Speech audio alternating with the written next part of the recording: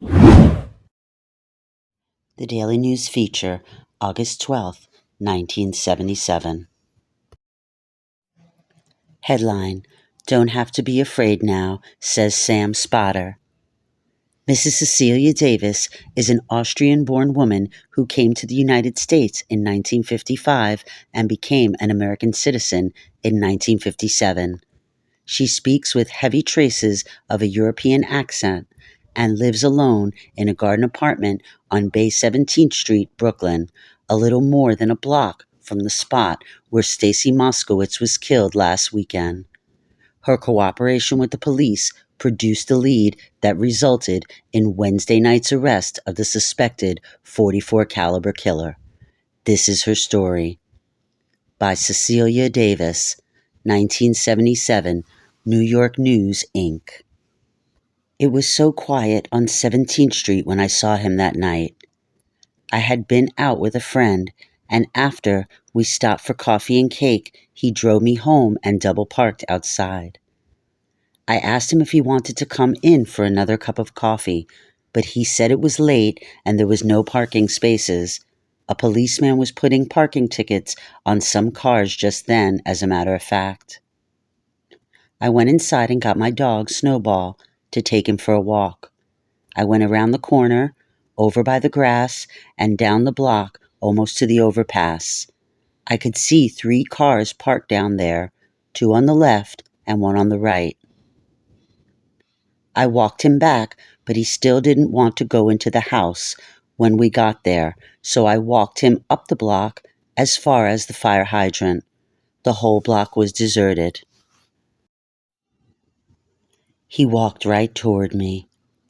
When I turned around to walk back to the house, I saw a man coming up toward me.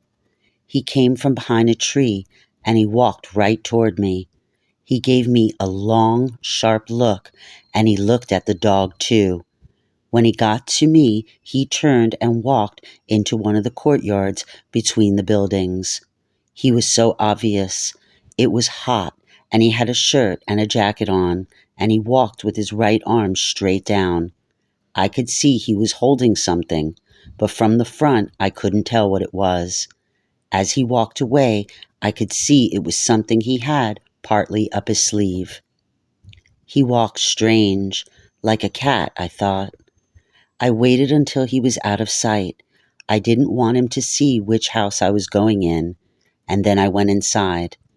I didn't feel afraid because he looked like a nice fellow, but I knew he wasn't from the neighborhood, and it was strange to see somebody with a suit on in that heat. Before I went to sleep, I started reading the paper, and I heard what sounded like a long boom and then a horn. I figured it was somebody's car alarm going off, and when I heard all the sirens later, I figured the police had caught somebody breaking into a car. Gets news on street. The next morning when I went to walk the dog, I saw some people from the next street. "Did you hear what happened?" they said. "Son of Sam killed 2 people down there." I said I had seen the guy last night, and they started laughing at me, so I didn't say anything after that. I went out to Coney Island to the beach with my friend. When I got home that Sunday night, I saw the 11 o'clock news, and that's when I started getting scared. On Monday, I was so worried. I was crying most of the day.